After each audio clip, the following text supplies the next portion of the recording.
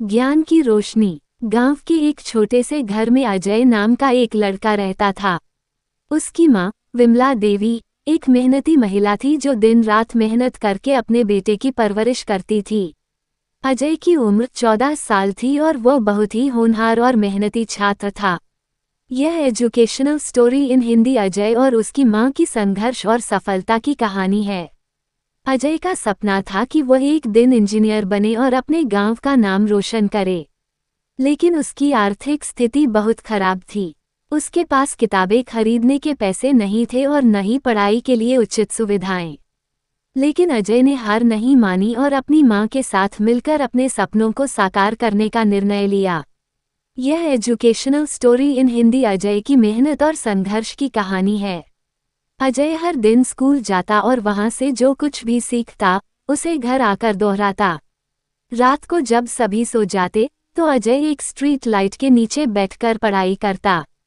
उसकी माँ भी उसके साथ जागती और उसे प्रोत्साहित करती।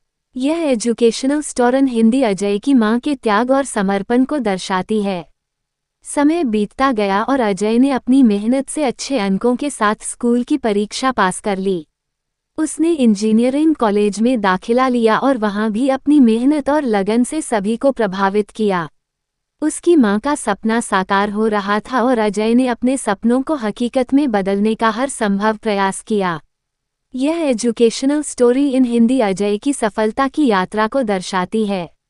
कुछ साल बाद अजय एक सफल इंजीनियर बन गया और उसने अपने गांव में एक बड़ा प्रोजेक्ट शुरू किया।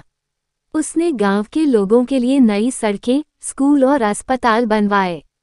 उसकी मां का सपना साकार हो गया था और अजय ने अपने सपनों को हकीकत में बदल दिया था। यह एजुकेशनल स्टोरी इन हिंदी शिक्षा की शक्ति और उसकी महत्ता को दर्शाती है। अजय ने अपनी मां को धन्यवाद कहा और उनके योगदान को हमेशा याद किया। उसकी मां ने भी अजय की सफलता पर गर्व महसूस किया और उसे आशीर्वाद दिया।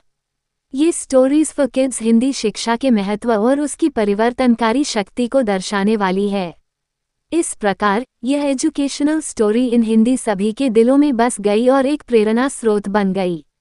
ये कहानी हमें ये सिखाती है कि शिक्षा ही वह शक्ति है जो हमारे जीवन को बदल सकती है और हमें सफलता की ओर ले जा सकती है।